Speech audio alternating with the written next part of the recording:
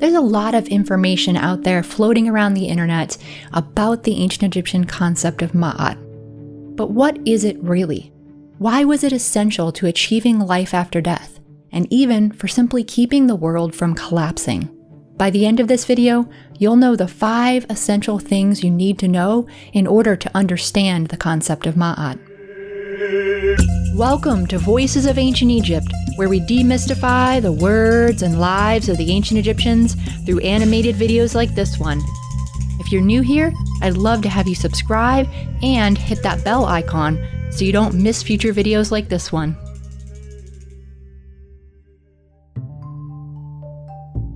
If you've learned a bit about the ancient Egyptian afterlife before, especially the weighing of the heart, you've probably heard of the concept of Ma'at, since it's symbolized by a feather weighed against the heart during judgment. But what was Ma'at really? A feather? A goddess? Truth? Let's jump right into the 5 things that you need to know in order to answer these questions. Number 1. Ma'at was a guideline for how to live life and was essential for getting into the afterlife. This is probably the most well-known aspect of Ma'at, as a kind of framework for how one should behave and speak, which, if followed throughout life, could gain you acceptance into the afterlife.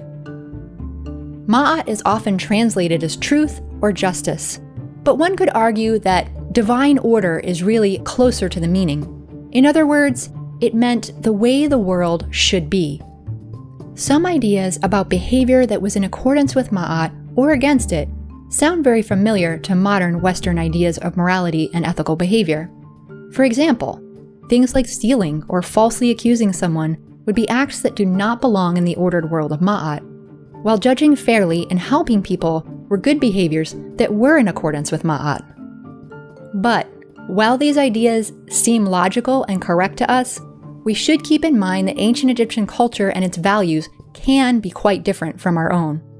For example, another facet of correct behavior within Ma'at that does not sound quite so good to us today is that you shouldn't upset the social order, including not having rich people become poor or poor people become rich.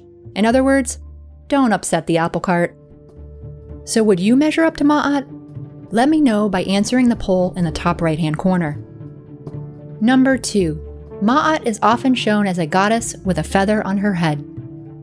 While Ma'at is a concept relating to divine order and truth, the ancient Egyptians also personified Ma'at as a goddess, something they often did with concepts. And she's often said to be the daughter of the creator sun god Re.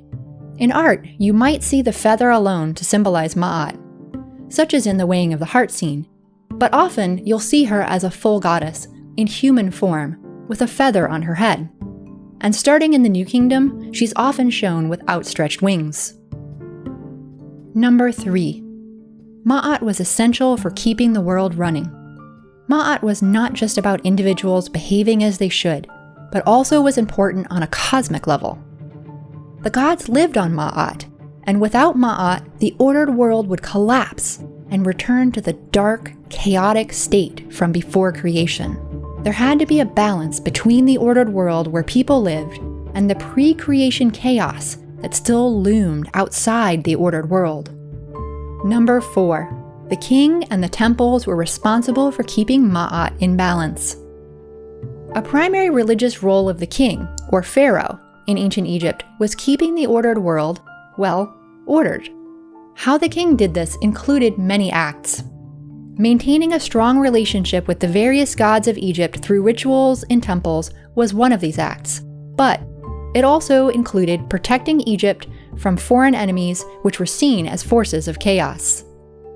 To protect temples from chaos, they were decorated with a variety of scenes showing the king overcoming chaotic forces and upholding Ma'at. For example, one of the most common scenes carved on temple gateways, also called pylons, is that of the king about to dispatch a group of foreign enemies whom he has defeated.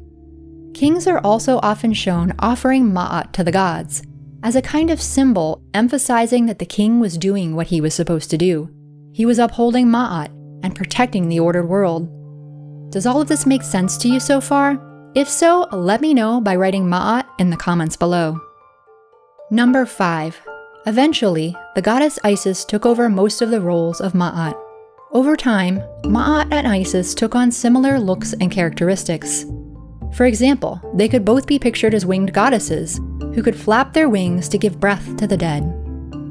Ma'at was still important through the late period, but during the Greco-Roman period, some of her functions were taken over by the goddess Isis, and Ma'at seems to have lost her central role in Egyptian religion at that time.